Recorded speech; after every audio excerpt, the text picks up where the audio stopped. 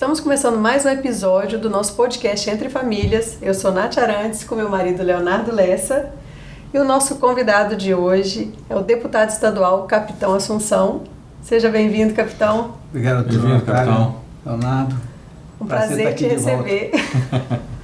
Olha só, capitão, no último podcast eu perguntei suas redes sociais e você me informou que sua rede do Instagram foi cancelada, é isso mesmo? Foi uma notícia muito rápida, né? Eu recebi uma intimação pelo nosso endereço da Assembleia Legislativa de que eu seria intimado pela Polícia Federal a mando do ministro Alexandre de Moraes. Então, foi marcada a oitiva para o dia 14 e uma meia hora antes de começar a oitiva, né, a delegada da Polícia Federal me ouvir, a minha rede caiu. Sem te ouvir, no dia da liberdade de pensamento, não foi isso? Dia 14. Qual foi o motivo justificado, capitão? Foi alguma coisa? O que foi? Não, ela não soube me dizer, né? Só que a gente estaria também nesse inquérito. A delegada não soube te dizer? Não, ela tinha. E como é que ela faz uma investigação sem saber? Pois é, ela é finíssima, ela é educadíssima, só que eu falei assim, tem umas perguntas de praxe que estão aqui para eu te fazer, de praxe como se os demais tivessem passado por aquilo, né? Eu respondi, né, coisas assim, qual é a ligação que você tem com a turma que acompanha o presidente Bolsonaro? É de rede social e tal. Para que você usa o Instagram? O que você sabe? Falou sobre urna, obviamente, né? O que o senhor tem, o que o senhor entende de urna? Aí eu falei assim, o que a maioria do povo sabe. Quem entende alguma coisa de urna? O que a maioria do povo sabe. O que é interessante é, como a gente está numa oitiva, né, a gente já passou por isso muitas vezes, às vezes até passando a termo, é que a gente tem que usar aquele momento a nosso favor. E algumas vezes a gente tem até que preservar um pouco a nossa fala, porque a gente não sabe o que vai acontecer quando aquele inquérito for concluído, né? Então, tem o ditado que papai sempre falava, né? O peixe morre pela boca. Não que eu deva alguma coisa a alguém, porque como a minha rede é aberta, se eles quiserem, eles vasculhem minha rede e ver o que realmente tem de errado ou não. Você não sabe do que foi acusado, então? Não. É isso. Parece ser algo do que foi postado sobre urna eletrônica, sobre transparência de urna eletrônica. Mas não sei se vocês viram aquela matéria da Jovem Pan, onde o jornalista Fiuza falou o seguinte, muito importante a fala dele. Olha, se o deputado cometeu algum crime, que ele possa ser investigado por aquele crime, naquele fato, mas não tirar do ar compulsoriamente. Ele falou até autoritário, ele usou o termo. Tirar por modo autoritário a rede do deputado do ar. Na verdade, você já sofreu uma forma de condenação. Antecipadamente. Antecipada, não é? Então a gente vê que a gente está vivendo um momento perigoso, né? Antes de começar eu estava falando com o Dr. Leonardo que eu estou voltando a ler o livro 1984 e aquilo que um dia foi somente pensado como um livro de utopia, né? Utopia. Bem distante da nossa realidade, hoje é a nossa realidade, né? Ministério da Verdade, né? Exatamente. Mamãe falou bem assim, meu filho, você já está vivendo a ditadura da toga, 88 anos de idade. Fui visitar minha mãe no domingo, né? Ela falou assim, você já está vivendo a ditadura da toga. E quem acompanha suas redes sociais vê que você leva a política com humor, que é uma forma até gostosa de levar a política para as pessoas, dentro do seu senso de justiça, de verdade, de querer levar a verdade para as pessoas. Não dá para entender essa atitude que fizeram com suas redes sociais. O interessante que você falou, doutora Natália, que a delegada me falou o seguinte, qual a finalidade de você usar o Instagram? Eu tenho algumas finalidades. Primeiro, como o meu site oficial de deputado da Assembleia é um site chato, como todo site de política é chato, o que eu faço? Eu uso a rede social e tem um link lá na minha rede social que a pessoa clica lá. Aquele que está visitando a rede tem curiosidade de acessar o site daquele camarada. E eu ganhava uma audiência com isso no meu site, que estava lá esquecido lá no canto, onde tem todo o meu trabalho, leis aprovadas ou não, propostas. Atuação parlamentar, né? Atuação parlamentar. E defender o presidente Bolsonaro. Um canal de comunicação sua com o seu eleitor. E onde é uma rede social, eu poderia postar o que eu quisesse dentro, desde que eu não ofendesse princípios morais ou até mesmo as pessoas, né? Não é o caso. Até mesmo porque o próprio filtro do Instagram já faz isso. Se você, porventura, comentou alguma coisa de uma forma grosseira, às vezes ele tira aquele post, né? Ele te reduz o alcance. Então é muito perigoso você ficar falando o que você bem entende dentro da rede social. Né? Infelizmente hoje a gente não vive numa liberdade plena, né? No Brasil e talvez no mundo, né? Se você vê lá nos Estados Unidos o Elon Musk e a luta dele contra o Twitter por mais transparência. E ele não é uma pessoa de direita, o Elon Musk é uma pessoa de esquerda. Mas o que estava acontecendo, o que acontece ainda na rede social? A rede social ela está voltada para que apenas uma ideologia, um campo do espectro ideológico possa falar com liberdade. E o outro, ele tem que se calar. É justamente aquilo que nós falamos no último podcast. O campo majoritário das pessoas, grande parte da população é conservadora. Elas não sabiam disso, estão descobrindo que são.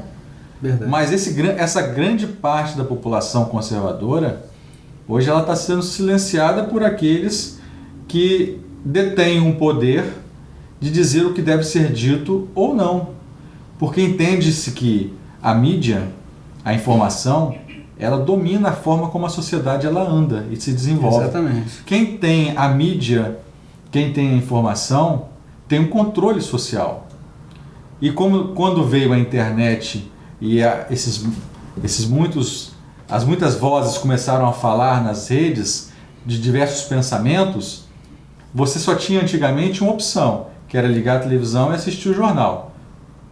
Queira ou não. Mas você agora, você pode entrar na internet e ver a notícia de acordo com aquilo que você acredita, com aquele viés que você acredita.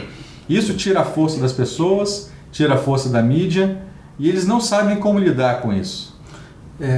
Agora você tem na palma da sua mão a sua informação e não aquilo que antigamente as pessoas colocavam para você. Exatamente. Quem está hoje, por exemplo, tem gente, a minha família é de Ecoporanga, 4h30 da manhã tem alguém tirando leite que está ali mexendo no celular. Ontem eu fui visitar a minha mãe, como eu falei, que ela falou que nós estamos vivendo a ditadura da toga, e o meu sobrinho de 4 anos de idade, ele estava com uma rede social aberta, e quando ele não gostou daquilo, por fração de segundos, ele tirou da tela e já jogou para outro. Então a TV sentiu assim que está morrendo. A TV que antigamente dominava e formava a nossa opinião. A mídia informal em geral está morrendo, né? Tudo, mas nesse caso eu falo especificamente para a televisão, porque ela durante muito tempo ela modulou a nossa forma de pensar. Hoje nós fazemos a nossa forma de pensar. Por isso que eu sou contrário a essas empresas, para mim são empresas fictícias de checador de informação, que elas estão ligadas a grandes empresas jornalísticas, porque quem checa a informação sou eu agora. Se eu quero achar que aquilo é verdade, eu vou buscar as fontes. Caso contrário, não, vai ser só uma atividade lúdica para mim. Eu posso aqui gostar do que eu estou vendo aqui dali, pode até ser mentira, mas eu tenho hoje, eu estou falando eu não, eu digo assim, qualquer brasileiro, né? Exato. Eu tenho a oportunidade de decidir se aquilo é bom ou não para a minha vida. Capitão, o senhor tocou num ponto muito importante. O remédio para fake news não é censura, é mais informação. É o contrário. Mais informação. Quanto mais informação você tiver, mais discernimento você vai ter sobre aquele tema. E o que eles estão fazendo hoje é justamente o contrário, dando um remédio que, em vez de resolver, agrava mais ainda o problema. E eu vejo um posicionamento importante que deveria ser enaltecido pelos meios jornalísticos, né? Pela imprensa tradicional. Um presidente que enaltece a imprensa, enaltece o papel da imprensa e evita qualquer tipo de amordaçamento a eles. E eles o que fazem? Fake news sobre o presidente. Guerra de narrativa, capitão. É guerra de narrativa. É uma coisa de louco. O Lula, em seu projeto, no seu plano de governo, colocou o controle social da mídia. O que a mídia falou? Nada. Caladinha, né? Caladinha. E quem que é o ditador? é aquele que quer justamente que a mídia fale à vontade, né? Então, assim, é aquela máxima do comunismo. Acuse-os do que você é.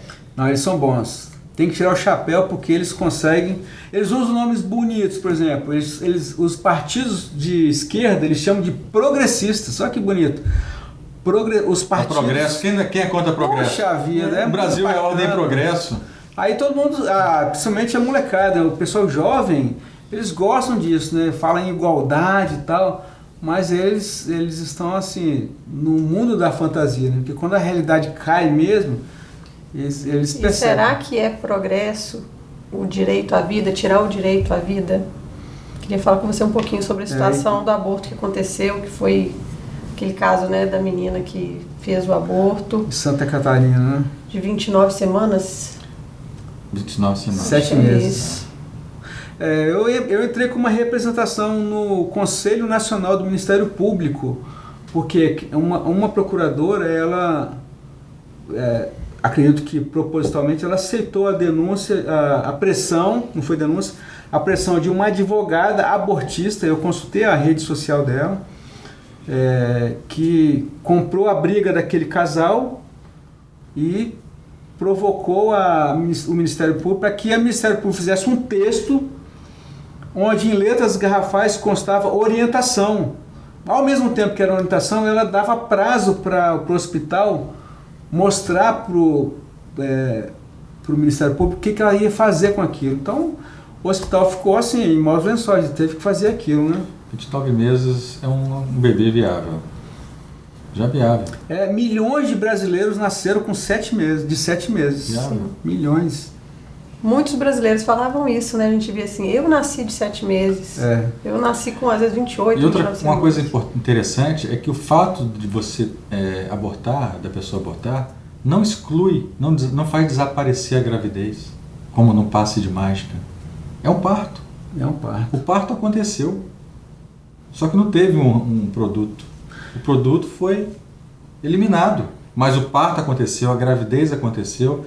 É lamentável o que aconteceu com a criança. Desastre total, né, mas o fato de você ter abortado não faz como se um passe de mágica aquilo tudo desaparecesse. Não faz. Todo mundo teve oportunidade. Aqueles meninos, o de 13 e a menina de 11 anos, os pais que não tomaram conta da educação daqueles meninos, a advogada, a procuradora da Justiça, a procuradora federal, todo mundo teve a sua oportunidade, mas o bebê de 7 meses não teve oportunidade.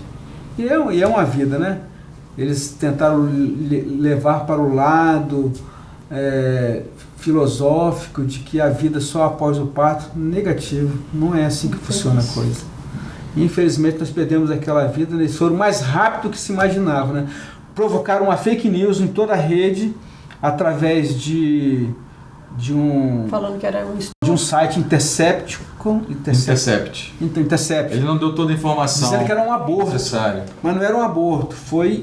Infelizmente, foi uma relação consensual onde a própria menina falava que eles eram... Foi uma relação consensual mesmo sendo criança. E além disso, existe uma exceção nesse caso aí eles estavam acusando como se fosse um estupro, né? Estupro de vulnerável. Mas há uma exceção quando se trata de criança. A chamada exceção é Romeu e Julieta. Mesmo que eles quisessem conduzir para o lado do aborto, tinha uma exceção jurídica. O fato é que, lamentavelmente, aconteceu um homicídio. Foi um homicídio. Uma criança ficou perplexo. Um infanticídio. Poderia ter sido colocada para doação depois. Tinha fila de espera, né, para abortar. O que a gente sabe é o seguinte, com certeza, que todo mundo que é contra o aborto um dia nasceu. E tentaram, pior do que isso... A favor do aborto, né? Que é a favor do aborto. Tentaram defenestrar a juíza, que a juíza entendeu tudo isso que nós estamos falando aqui. E ela tentou segurar o máximo possível para conduzir com muita parcimônia e sabedoria aqueles dias, né, para que a menina pudesse ter o filho e ela recebesse, o bebê entrasse na adoção, né? Tentaram defenestrar a juíza na rede. E o trauma que fica para essa criança, né? Que ela vai levar para sempre. Tudo isso. Agora e ninguém mais exposição, lembra, né? É isso aí. É o Brasil que a gente vive, né, capitão? É o mundo que a gente está vivendo. Nós estamos vendo É a destruição da família. sempre a gente está falando isso, que são minorias que estão querendo subverter os valores da maioria no Brasil. Tem um autor, para eu encerrar minha fala, que eu falo demais. Tem um autor americano, ele é bom de debate, ele é de direita, ele é um republicano, que é Ben Shapiro. Vocês precisam conhecer Ben Shapiro, ele tem livros maravilhosos que eles informam como é que a esquerda tenta fazer com que, mesmo sendo minoria, consiga subverter os valores tradicionais da família, sobre Deus, sobre liberdade. Ele tem um canal no YouTube chamado Daily Mirror. Qualquer um pode procurar que acha. É fácil, né? É fácil achar. Pronto. Isso aí. Capitão, prazer enorme te receber. É sempre bom estar conversando com você. E eu queria que você deixasse suas redes sociais. Tudo é Capitão Assunção. Não fica triste de que você lembra da antiga, mas... Tudo é Capitão Assunção, com exceção do Instagram, que agora é Capitão Assunção 22. Por enquanto, se Deus quiser. Mas daqui a pouco, né, mesmo que a gente não recupere mais o Instagram, a nossa rede social hoje, depois de 4 dias, já está chegando a 50 mil seguidores. Pessoas que viram a nossa luta e estão voltando a seguir a gente na outra rede. Tomara que o STF... Deixa a rede nova, então. É essa aí, Capitão Assunção 22. Isso aí. Se inscreva no canal Leonardo Lécia, curte, compartilha esse vídeo com seus amigos. Maravilha. E até o nosso próximo podcast Entre Famílias. Obrigado, capitão. Obrigado. Tchau, pessoal. Tchau.